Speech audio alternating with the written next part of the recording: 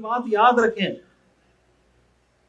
اللہ تعالیٰ نے جو جنت کا وعدہ کیا ہے نا، اللہ تعالیٰ نے جنت کا وعدہ کیا عمل کے ساتھ، کہ عمل کرتے ہیں یا نہیں کرتے.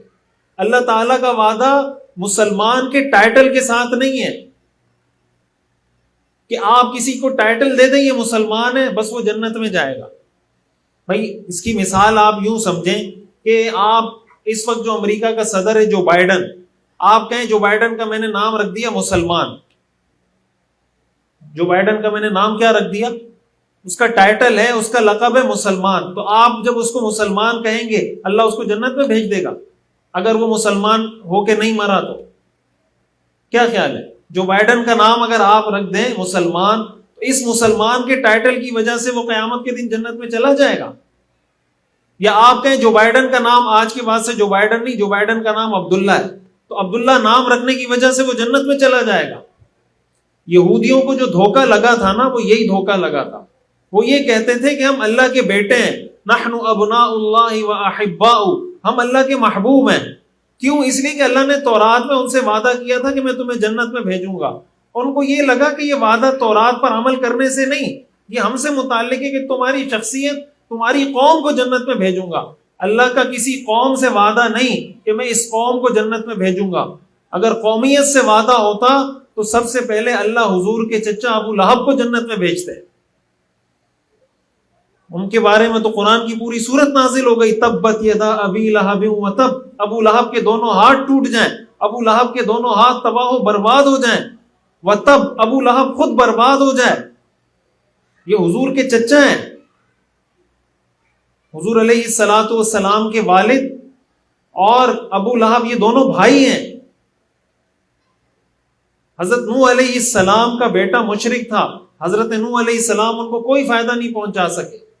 وہ بلاتے رہے بیٹا آ جاؤ، میری بات مان لو، میری بات مان لو. اس نے کہا میں پہاڑ پہ چڑھ جاؤں گا، میں بچ جاؤں گا. انہوں نے کہا لا عاصم اليوم من امر اللہ، آج کوئی نہیں بچا سکتا تمہیں. حضرت نوح علیہ السلام اپنے بیٹے کو فائدہ نہیں پہنچا سکے.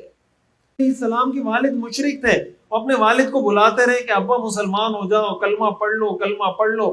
وہ ان سے لڑتے رہے حتیٰ کہ حضرت ابراہیم کو گھر سے نکال دیا کہ آپ میرے گھر سے نکل جائیں. حضرت ابراہیم علیہ السلام نے اپنے والد کے لیے دعا کرنی چاہیے کہ اللہ میرے والد کو بخش دے. اللہ تعالیٰ نے وحی نازل کر دی کسی مشرک کے لیے مغفرت کی دعا کرنا جائز نہیں ہے. حضرت ابراہیم علیہ السلام کو اللہ نے منع کر دیا کہ اپنے والد کے لیے آئندہ دعا نہیں مانگنا مجھ سے.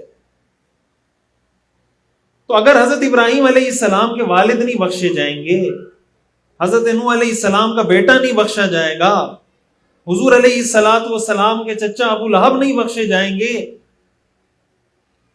تو اگر وہ عرب ہو کے نہیں بخشے جا رہے، وہ قریشی ہو کر نہیں بخشے جا رہے، وہ حضور کے خاندان سے ہو کر نہیں بخشے جا رہے، تو ہم اور آپ صرف ٹائٹل کی وجہ سے بخشے جائیں گے؟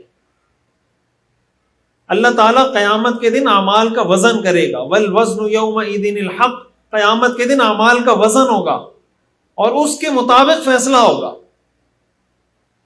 تو اگر کسی کو یہ دھوکہ ہے کہ میں چونکہ مسلمان ہوں، میرے ٹائٹل میں لکھا ہوا ہے عبداللہ، عبد الرحمان، اور میرے نام میں محمد آتا ہے تو بس میں مسلمان ہوں، باقی کچھ پتہ نہیں ہے ہمیں، ہم دین کے بارے میں بہت غافل ہیں، بہت غافل ہیں دین کے بارے میں. ہم دین سیکھنے کی کوشش نہیں کرتے، قرآن سمجھنے کی کوشش نہیں کرتے. یعنی ہم میں سے کتنے لوگ ہوں گے جنہوں نے قرآن کا ترجمہ پڑھا ہوگا، قرآن کی تفسیر پڑھی ہوگی؟ ہر آدمی اپنے آپ کو جان سکتا ہے کہ بھائی میں کہاں پہ کھڑا ہوں. علماء نے لکھا ہے نا کہ آپ اگر یہ جاننا چاہتے ہیں کہ اللہ کی نظر میں آپ کا کیا مقام ہے، تو آپ یہ دیکھ لیں کہ آپ اللہ کے احکام کو کتنی ویلیو دیتے ہیں. آپ کی نظر میں اللہ کی تعلیمات کی کیا ویلیو ہے؟ جو آپ کی نظر میں اللہ کے احکام کی ویلیو ہے، وہی آپ کی ویلیو اللہ کی نظر میں.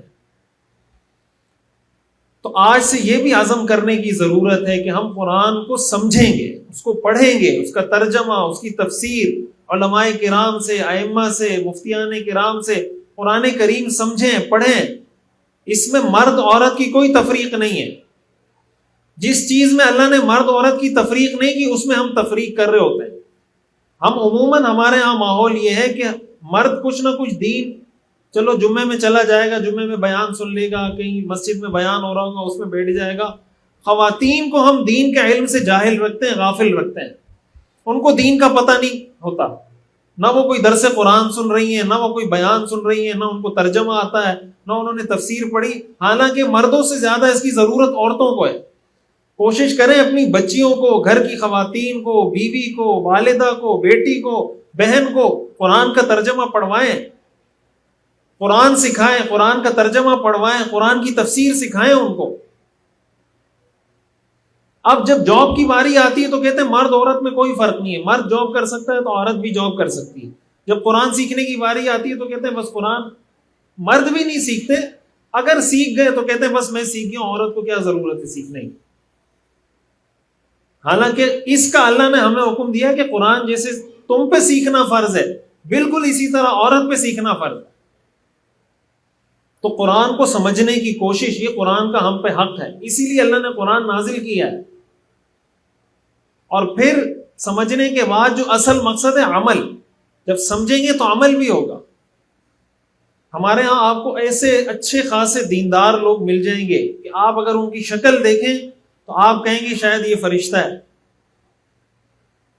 لیکن بہن کی میراث دبا کے بیٹھا ہوگا، بہن کی میراث پہ قبضہ کر کے بیٹھا ہوگا، 5 وقت کا نماز کا پابند، لیکن بہن کی میراث نہیں دے رہا۔ تو جس قرآن میں جس اللہ نے نماز کو فرض قرار دیا ہے، اسی اللہ نے اسی قرآن میں بہن کی میراث دینا بھی فرض قرار دیا ہے۔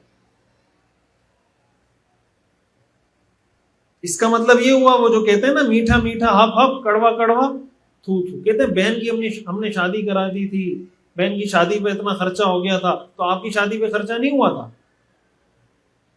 بہن کی شادی پہ خرچہ ہوا، آپ کی شادی پہ خرچہ نہیں ہوا۔ شادی ہو جاتی ہے، شوہر بیوی کا مہر نہیں دیتا، بیوی سے معاف کرا لیتے ہیں، بیوی نے معاف کر دیا ہے۔ مہر کا حکم بھی اللہ نے قرآن میں دیا ہے، اسی قرآن میں جس قرآن میں اللہ نے نماز کا حکم دیا ہے۔